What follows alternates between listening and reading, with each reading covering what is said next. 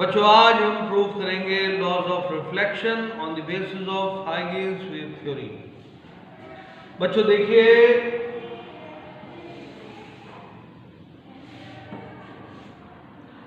Z Z dash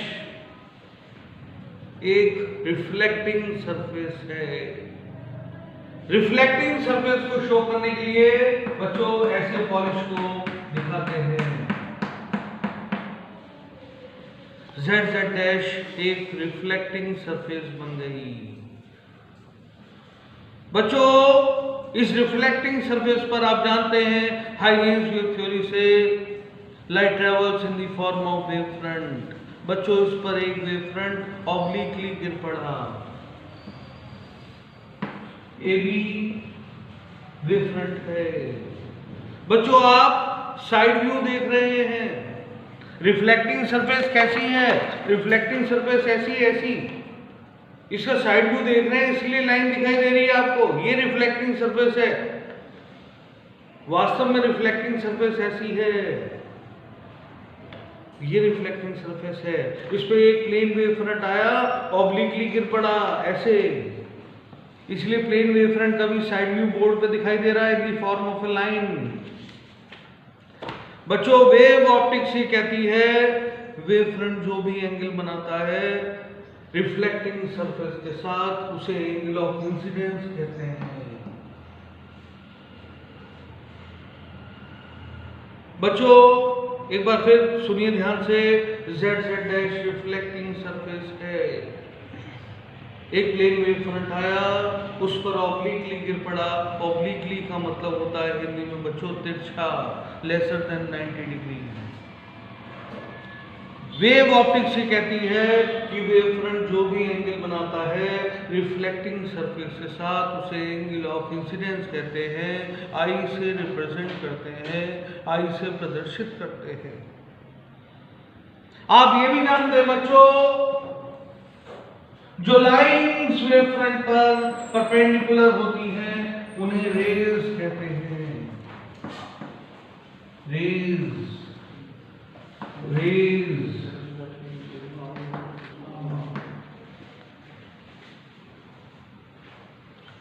बच्चों आप ये भी जानते हैं जो लाइट रे वेव फ्रंट पर डाली जाती है उसे इंसिडेंट रे कहते हैं। इंसिडेंट का मतलब ही होता है मेड टू फॉल।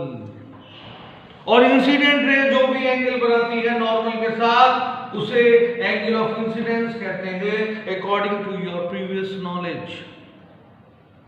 बच्चों रे और वेव फ्रंट के बीच में 90 डिग्री का एंगल बना।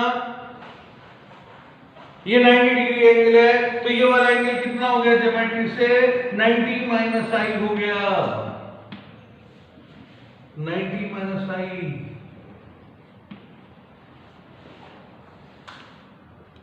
बच्चों ये पूरा 90 है, तो ये वाला कितना हो गया? आई।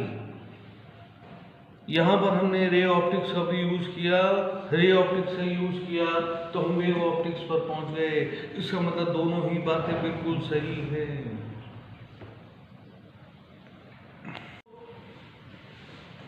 एक बार फिर, वेव फ्रंट जो भी एंगल बनाता है रिफ्लेक्टिंग सरफेस के साथ, उसे एंगल ऑफ इंसिडेंस कहते हैं। देखिए आप, ये इंसिडेंट रे है, ये नॉर्मल है। इंसिडेंट रे नॉर्मल के साथ जो भी एंगल बनाती है उसे एंगल ऑफ इंसिडेंस कहते हैं। ये एंगल 90 माइनस आई हो गया, ये वाला एंगल आई हो गया। I think it is quite clear to you. बच्चों आप ये भी जानते हैं हाइगेन्स के सेकंड प्रिंसिपल के हिसाब से वेव फ्रंट का एक एक point it will act as a fresh source of light. Light देखिए 1 2 3, ये सभी फ्रेश सोर्स ऑफ लाइट का काम करेंगे। बच्चों लाइट चली ऐसे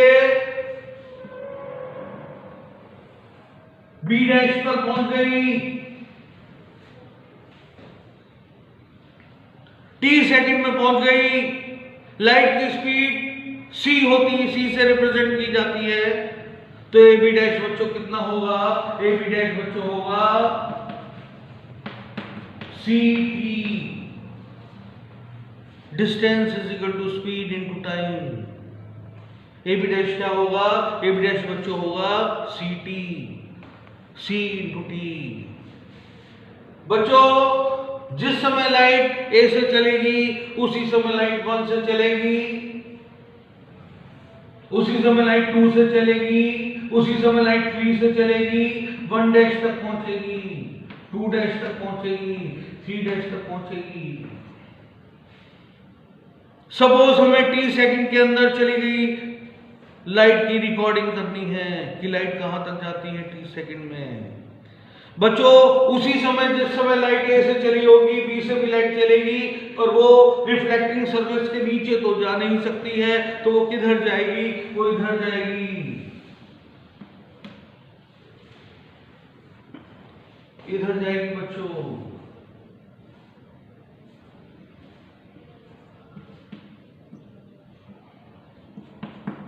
B A dash, B A dash बच्चों क्या होगा, बी ए डैश भी बच्चों सी टी होगा।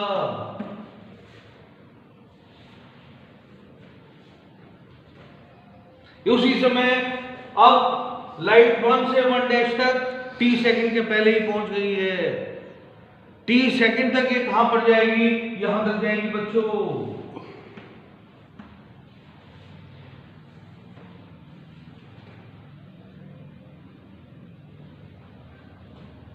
2 से 2 डैश से कहां तक जाएगी, यहां तक जाएगी बच्चों।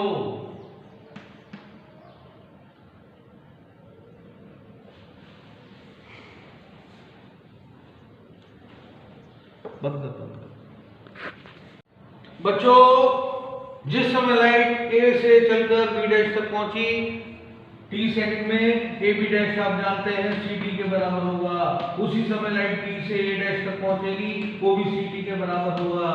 उसी समय लाइट 1 से 1 डैश तक पहुंचेगी, बाकी के टाइम में कहां तक जाएगी, 1 डबल डैश तक जाएगी। और 1 1 डैश और 1 dash 1 double dash C T के बराबर होगा। इसी तरीके से 2 से 2 डैश तक चलकर 2 डबल डैश तक लाइट पहुंचेगी। इसी तरीके से 3 से 3 डैश तक चलकर 3 डबल डैश तक लाइट पहुंचेगी। और बच्चों आप देख रहे हैं A B dash T second के बाद सारे सर्कुलर आर्क्स को टच कर रहा है। इसका मतलब ए बी डैश क्या है, A B dash new wave front है। ए डैश बी डैश क्या है, new wave front, new wave front है ए डैश बी डैश, क्योंकि ये सारे सर्कुलर आर्क को टेंजेंशियली टच कर रहा है। और बच्चों आप जानते हैं अगर वे इंसिडेंट वेव फ्रंट एंगलाई बनाता है रिफ्लेक्टिंग सरफेस के साथ, तो ए डैश बी डैश तो वो वेव फ्रंट है जो टकरा कर आया है। ये कितना एंगल बनाएगा, एंगुलर बनाएगा रिफ्लेक्टिंग सरफेस के साथ। अब तो बच्चों बस एक ही बात प्रूव करनी है। क्या प्रूव करना है, angle I is equal to angle R. To prove angle I is equal to angle R.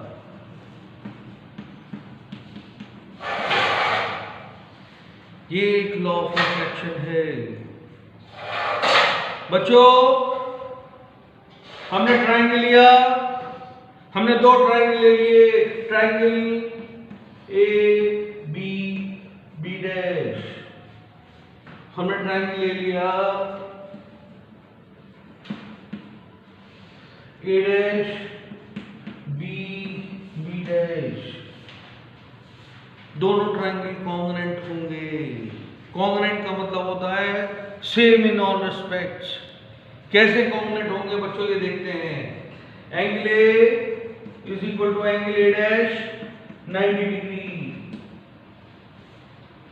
ये दोनों एंगल 90 डिग्री के हैं।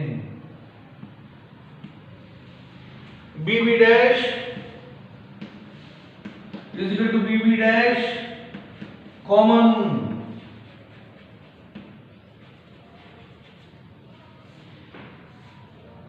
बच्चों A B dash is equal to B A dash C T, दो ट्राइंगल्स की दो साइड बराबर हो गई, एक एंगल बराबर हो गया। बच्चों ट्राइंगल कैसे हो गए? ट्राइंगल कॉन्ग्रुएंट हो गए। It means triangle A B B dash is congruent to triangle A dash B B dash.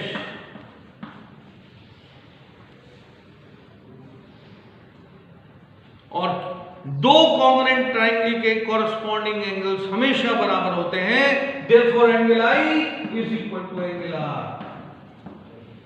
Law of reflection is proved on the basis of Huygens wave theory. First law बच्चों prove कर दिया। Second law experimental law है। Second law experimental law है। कैसे prove करेंगे ध्यान से देखिएगा। ऑल द इंसिडेंट रेज, ये इंसिडेंट रे है, all the incident raise, all the reflected raise, all are lying in same plane. It is obvious by the figure. Observation से पता चल रहा है। बच्चों एक लॉ हमने प्रूव कर दिया angle I is equal to angle R. दूसरा प्रूव कर दिया ऑब्जर्वेशन से। Reflection is proved on the basis of Huygens wave theory. बच्चों ये इंपॉर्टेंस है हाइगेन्स वेव थ्योरी की कि हाइगेन्स ने बता दिया कि लॉज ऑफ रिफ्लेक्शन को कैसे ज्योमेट्रिकली मैथमेटिकली प्रूव कर सकते हैं। एक बार और पूरे आर्टिकल को रिवाइज करेंगे बच्चों। Z Z dash reflecting surface है, Z Z dash reflecting surface है, उस पर एक plane wave front A B obliquely गिर पड़ा।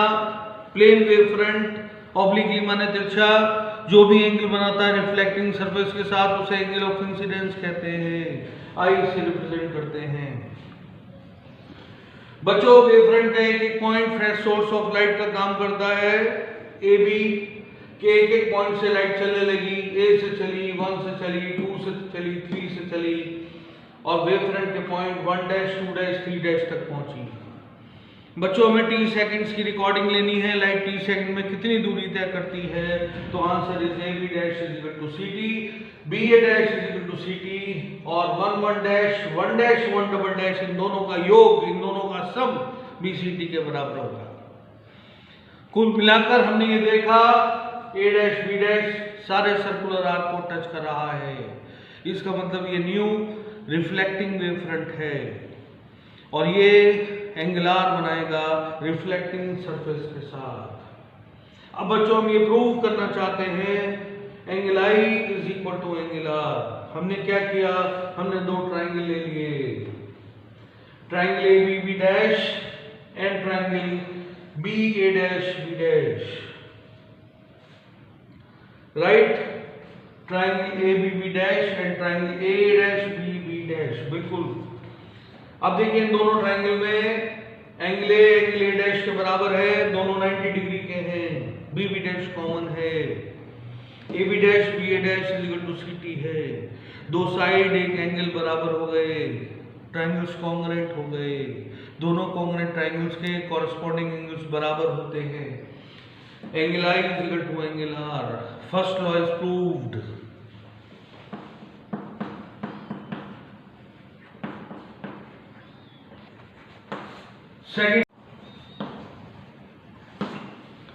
Second law, all incident rays, reflected rays and normal to the reflecting surface lie in same plane. It is already proved by the figure. बच्चों इसी के साथ रिफ्लेक्शन पूरा हुआ। बच्चों फिर इस we are working a lot for students welfare। बच्चों से लाइक करिए, शेयर करिए, सब्सक्राइब करिए, बेस्ट कमेंट्स हमें दीजिए। Next NCERT exemplar series pipeline में है, आपके पास आने वाली है। इसे मैक्सिमम बच्चों सब्सक्राइब करिएगा। God bless you all. Thank you.